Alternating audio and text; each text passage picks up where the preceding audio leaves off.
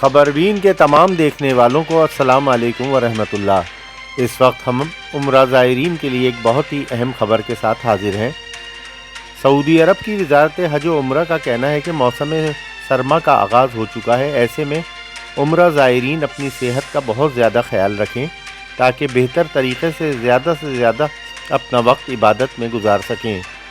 وزارت حج و عمرہ کی جانب سے عمرہ زائرین کے لیے جاری کی جانے والی احتیاطی تدابیر کے مطابق موسم سرما میں فلو، کھانسی اور نزلہ و زکام عام ہو جاتا ہے۔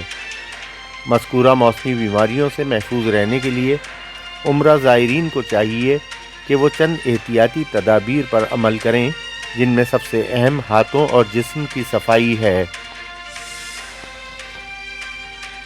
وزارت حج و عمرہ کی جانب سے جاری احتیاطی تدابیر میں مزید کہا گیا ہے کہ فلو کی صورت میں فوری طور پر مقررہ طبی مراکز سے رجوع کریں، یہاں موجود طبی عملہ ضروری ادویات فراہم کرے گا۔ ہاتھوں کی صفائی کا خاص خیال رکھا جائے، خاص کر رفع حاجت کے بعد ہاتھوں کو صابن سے اچھی طرح دھوئیں اور کھانا کھانے سے قبل بھی لازمی طور پر ہاتھوں کو اچھی طرح دھویا جائے۔ جسمانی قوت مدافعت کو برقرار رکھنے کے لیے متوازن غذائیں استعمال کریں، پھل اور سبزیاں کھانے سے قبل انہیں اچھی طرح دھو لیں۔ ایسے افراد جو سانس کی بیماریوں کا شکار ہوں، ان سے مسافہ کرنے یا ان کے قریب جانے سے گریز کیا جائے۔ چھینک آنے کی صورت میں منہ پر رومال یا ٹیشو پیپر رکھ لیں۔